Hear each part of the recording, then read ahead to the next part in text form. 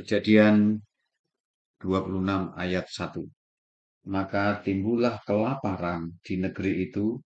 Ini bukan kelaparan yang pertama yang telah terjadi dalam zaman Abraham.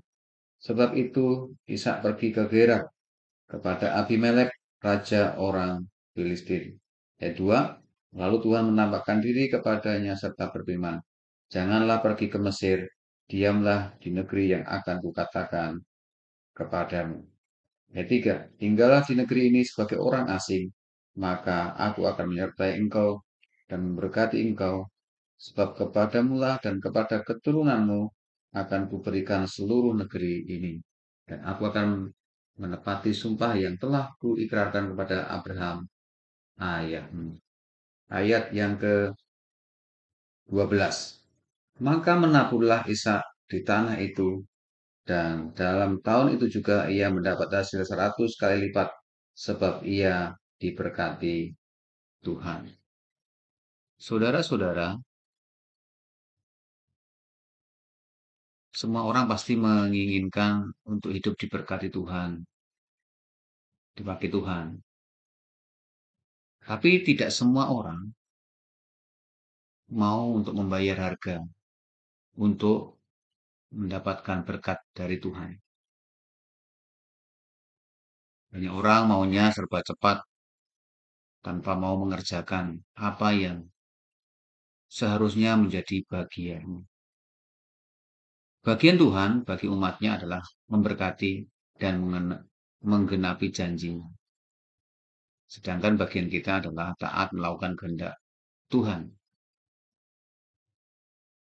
Kita bisa belajar dari kehidupan Ishak. Waktu itu terjadi kelaparan yang hebat di negerinya. Dan waktu itu juga Tuhan memerintahkan kepada Ishak untuk tidak pergi ke Mesir, tetapi tetap tinggal di negeri orang Filistin sebagai orang asing. Sementara banyak orang yang berusaha dan mencari pertolongan ke Mesir. Mesir ini seringkali berbicara tentang dunia, atau bisa dikatakan apa yang dibanggakan atau diandalkan. Ketika mengalami masalah yang berat seperti yang dialami oleh Ishak tadi, yaitu kelaparan, banyak orang yang tertekan, bahkan kehilangan pengharapan, bahkan mungkin mulai ragu dengan kuasa Tuhan, tidak sabar dengan pertolongan Tuhan. Ini yang membuat kadang orang berusaha mencari pertolongan yang cepat di luar Tuhan. Mencari pertolongan atau berharap kepada dunia atau manusia, tapi tidak datang kepada Tuhan lebih dulu. Bahkan ketika dalam pergumulan yang berat,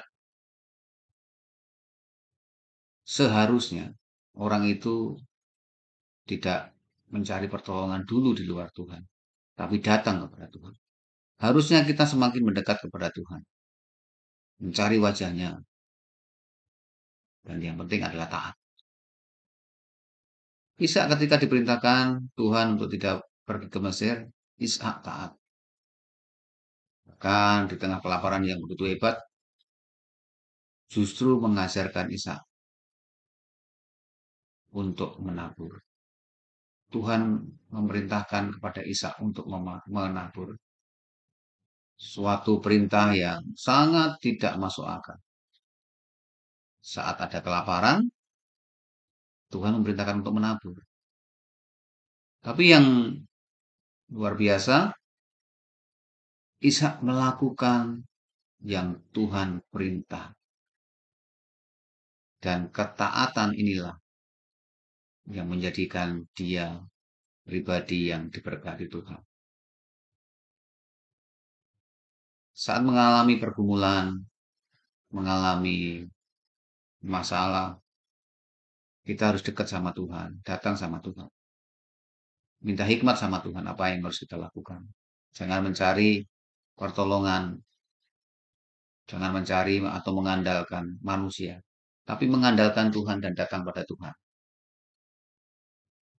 Tuhan memberkati Ishak dengan limpahnya. Itu karena dia taat.